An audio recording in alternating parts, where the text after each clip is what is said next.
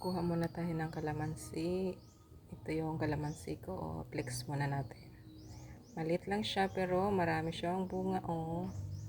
Kaya babawasan natin sa medyo nabibigatan na siya. Piliin lang natin yung medyo dilaw na kasi marami na siyang may dilaw. Tulad niya para magamit natin. Pwede gawing juice o pwedeng sa sawsawan. Ito marami pa siya kaya kukuha tayo ng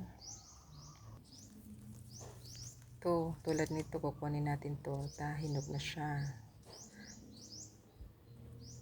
Meron pa yan. Ito